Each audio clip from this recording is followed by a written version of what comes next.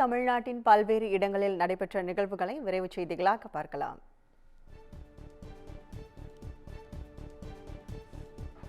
நில மோசடி வழக்கில் முன்னாள் அமைச்சர் எம்.ஆர். விஜயபாஸ்கரின் இடைக்கால ஜாமீன் மனு மீது கரூர் மாவட்ட முதன்மை அமர்வு நீதிமன்றம் இன்று தீர்ப்பு வழங்க உள்ளது. கரூரில் 100 கோடி ரூபாய் மதிப்புள்ள நிலத்தை போலியான ஆவணங்கள் மூலம் அபகரித்ததாக முன்னாள் அமைச்சர் எம்.ஆர். விஜயபாஸ்கர் மீது வழக்கு பதிவு செய்யப்பட்டது. இதுகுறித்த வழக்கில் இடைக்கால முன்ஜாமீன் கேட்டு கரூர் மாவட்ட முதன்மை அமர்வு நீதிமன்றத்தில் மனு தாக்கல் செய்திருந்தார். இதனை விசாரித்த நீதிமன்றம் ஜூலை 4ஆம் தேதி இவ்வழக்கில் தீர்ப்பு வழங்கப்படும் என அறிவித்திருந்தது. ஆனால் விசாரணை நடைபெறாமல் இன்றைய தினத்துக்கு வழக்கு ஒத்திவைக்கப்பட்டது. அதன்படி இன்றைய தினம் இவ்வழக்கில் தீர்ப்பு வழங்கப்படும் என எதிர்பார்க்கப்படுகிறது. சென்னையில் 120 காவல் ஆய்வாளர்களை இடமாற்றம் செய்து சென்னை காவல் ஆணையர் சந்தீப் ராய் ரத்தோர் உத்தரவிட்டுள்ளார். தமிழ்நாடு முழுவதும் அனைத்து பகுதிகளிலும் பணியாற்றக்கூடிய காவல்துறையினரை தேர்தலுக்கு முன்பாகவும் பின்பாகவும் மாற்றம் செய்யக்கூடிய நிகழ்வு வழக்கமாக நடைபெற்று வருகிறது. அந்த வகையில் தற்போது சமீபத்தில் 2024 மக்களவைத் தேர்தல் முடிவடைந்து ஜூன் 4ஆம் தேதி நாடு முழுவதும் தேர்தல் முடிவுகள் வெளியானது. இதை அடுத்து தேர்தல் முடிவுகள் வெளியானதும் புதன்கிழமை தென் மாவட்டங்களைச் சேர்ந்த 70 காவல் ஆய்வாளர்கள் பணியிடை மாற்றம் செய்யப்பட்டனர். இந்நிலையில் சென்னையில் பணியாற்றிய 120 காவல் ஆய்வாளர்களை இடமாற்றம் செய்து சென்னை காவல் ஆணையர் சந்தீப் ராய் ரத்தோர் உத்தரவிட்டுள்ளார். அமலாக்கத்துறை கைது செய்த உத்தரவை ரத்து செய்ய கூறி ஜாபர் சாதிக் தாக்கல் செய்த மனு இன்று விசாரணைக்கு வருகிறது. வெளிநாடுகளில் இருந்து கோடிக்கணக்கான ரூபாய் மதிப்பிலான போதைப் பொருளை கடத்தியதாக ஜாபர் சாதிக்கை மத்திய போதைப் பொருள் கடத்தல் தடுப்பு பிரிவினர் கடந்த மார்ச் மாதம் கைது செய்தனர். இதை அடுத்து டெல்லி திகார் சிறையில் அடைக்கப்பட்டுள்ள ஜாபர் சாதிக் மீது சட்டவிரோத பண பரிமாற்ற சட்டத்தின் கீழ் அமலாக்கத்துறையினர் வழக்கு பதிவு செய்தனர்.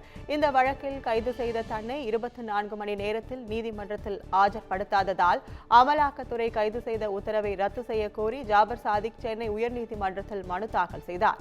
இந்நிலையில் இந்த மனு இன்று விசாரணைக்கு வரவுள்ளது. தமிழ்நாட்டில் பாஜக மட்டும்தான் நீட்டை ஆதரிப்பதாக தமிழக காங்கிரஸ் தலைவர் செல்வ பெருந்தகை தெரிவித்தார். கடலூர் மாவட்டம் வடலூரில் நடைபெற்ற காங்கிரஸ் கட்சியின் செயற்குழு கூட்டத்தில் கலந்து கொண்ட அவர் பின்னர் செய்தியாளர்களை சந்தித்தார். அப்போது தமிழ்நாட்டில் 139 வருட பாரம்பரியமிக்க காங்கிரஸ் கட்சி முதல் தற்பொழுது புதிதாக ஆரம்பிக்கப்பட்ட தமிழக வெற்றிக் கழகத்தின் தலைவர் விஜய் வரை நீட் தேர்வை எதிர்ப்பதாகவும் தமிழ்நாட்டில் பாஜக மட்டுமே நீட் தேர்வை ஆதரித்து பேசுவதாகவும் கூறினார்.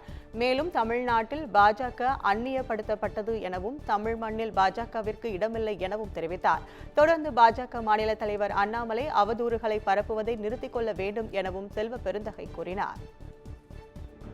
இன்றைய அரசியலில் 139 ஆண்டுகளான காங்கிரஸ் பேரியக்கம் நீட்டை எதிர்க்கிறது. சமீபத்தில் ஆரம்பித்த தமிழக வெற்றிக் கழகம் தலைவர் விஜயும் எதிர்க்கிறார். ஒரே ஒரு கட்சி மட்டும் ஆதரிக்கிறது, அதுதான் பாரதிய ஜனதா கட்சி. இன்றைய அரசியலில் 139 ஆண்டுகளான காங்கிரஸ் பேரியக்கம் நீட்டை எதிர்க்கிறது. சமீபத்தில் ஆரம்பித்த தமிழக வெற்றிக் கழகம் தலைவர் விஜயும் எதிர்க்கிறார். ஒரே ஒரு கட்சி மட்டும் ஆதரிக்கிறது. ராணிப்பேட்டையில் ஆரம்ப சுகாதார நிலையத்தில் மருத்துவர்கள் இல்லாததால் 2 குழந்தைகள் உயிரிழந்த சோக சம்பவம் நிகழ்ந்துள்ளது. ராணிப்பேட்டை மாவட்டம் ராமாபுரம் கிராமத்தைச் சேர்ந்த 2 குழந்தைகள் பள்ளியை முடித்துவிட்டு வீட்டிற்கு திரும்பி செல்லும்போது அருகில் உள்ள ஏரி கால்வாயில் தவறி விழுந்ததாக கூறப்படுகிறது. இதனை அடுத்து அக்கம் பக்கத்தினர் குழந்தைகளை மீட்டு அருகில் உள்ள குருராஜபேட்டை ஆரம்ப சுகாதார நிலையத்திற்கு கொண்டு சேர்த்தனர். அங்கு மருத்துவர்கள் இல்லை என கூறி திருத்தணி அரசு மருத்துவமனைக்கு அனுப்பி வைத்ததாக தெரிகிறது.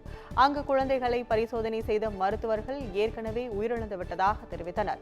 இதனால் ஆத்திரமடைந்த உறவினர்கள் போராட்டத்தில் இறங்கினர். அப்போது பேசிய குழந்தையின் தாயார் தனது கையிலேயே குழந்தைகள் இருந்ததாக மனம் விரும்பி கூறினார். 2 ஸ்கூல் படிக்கிற பிள்ளைங்க, ஃபர்ஸ்ட் ஸ்டாண்டர்ட் படிக்கிற பிள்ளைங்க வந்து 2 பேர் வந்து ஸ்கூல் முடிச்சுட்டு வீட்டுக்கு போகிறாங்க. வீட்டுக்கு போகும்போது அவங்க வீட்டுக்கு போகிற வழியில் 2 சைடும் பார்த்தீங்கன்னா ஏரி கால்வாய். அந்த கால்வாயில் சைக்கிள்லேருந்து கீழே வந்து மாட்டிக்கிட்டு ஒரு அவசர சிகிச்சைக்காக இங்கே ஆரம்ப சுகாதார நிலையம் குருராஜபேட்டைக்கு வரும்போது டாக்டர் இல்லை, நீங்கள் வந்து திருத்தணி ஜிஹெச் கூப்பிட்டு போயிடுங்கன்ற மாதிரி சொன்னாங்க. ஒரு 40,000 பேர் இருக்கிற மக்கள் தொகைக்கு ஒரு ஆரம்ப சுகாதார நிலையத்தில் ஒரு டாக்டர் இல்லைன்னா எப்படி நீங்களே சொல்லுங்கள். இப்போ 2 சின்ன குழந்தைங்க 5 வயசு குழந்தைங்க வந்து இறந்துட்டாங்க.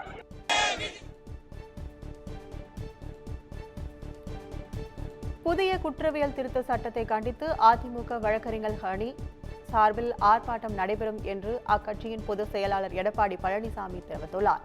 இது தொடர்பாக அவர் வெளியிட்டுள்ள அறிக்கையில் 3 புதிய குற்றவியல் திருத்த சட்டங்களில் உள்ள குளறுபடிகளை நீக்க கோரியும் அந்த சட்டங்களுக்கு சமஸ்கிருதம் கலந்த ஹிந்தியில் பெயர் வைத்து அப்பட்டமான ஹிந்தி திணிப்பு செய்துள்ளதை கண்டித்தும் சென்னை உயர்நீதிமன்றம் முன்பு ஆர்ப்பாட்டம் நடைபெறும் என கூறியுள்ளார்.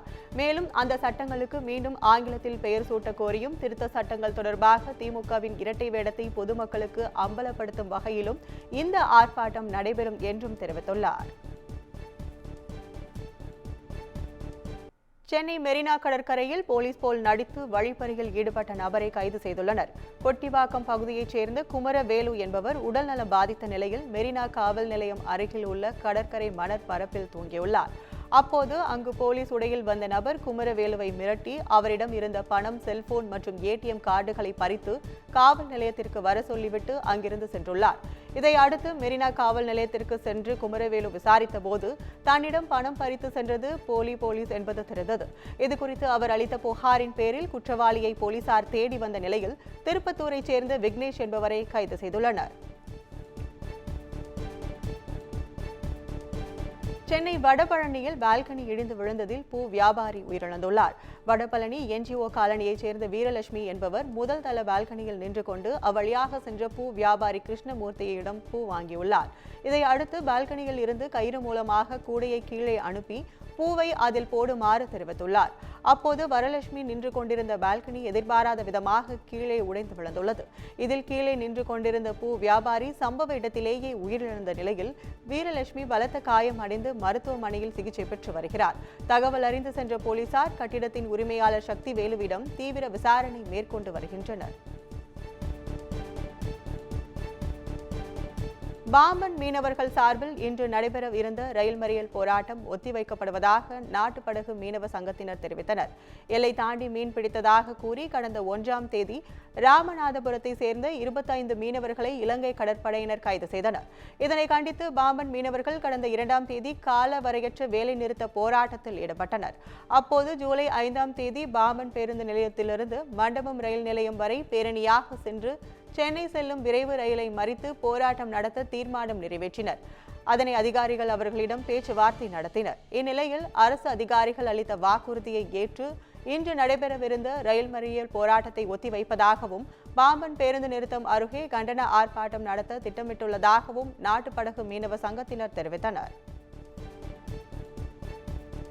தென்காசி மாவட்டம் சங்கரன் கோவிலில் பெண்ணிற்கு பாலியல் தொல்லை அளித்ததாக வருவாய் ஆய்வாளர் உள்ளிட்ட 4 பேரை போலீசார் கைது செய்துள்ளனர்.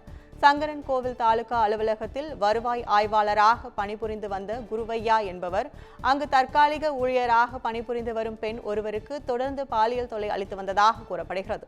இதுகுறித்து அப்பெண் சங்கரன் கோவில் காவல் நிலையத்தில் புகார் அளித்துள்ளார். அதன் அடிப்படையில் தென்காசி மாவட்ட ஆட்சியர் அலுவலகத்தில் மாவட்ட பிற்படுத்தப்பட்டோர் மற்றும் சிறுபான்மை இனத்தோர் நலவாரிய பிரிவில் வருவாய் ஆய்வாளராக பணியாற்றும் குருவையா மற்றும் சங்கரன் கோவிலை சார்ந்த முத்துக்குமார், ராஜா, சண்முக பிரபு உள்ளிட்ட 4 பேரை போலீசார் கைது செய்துள்ளனர்.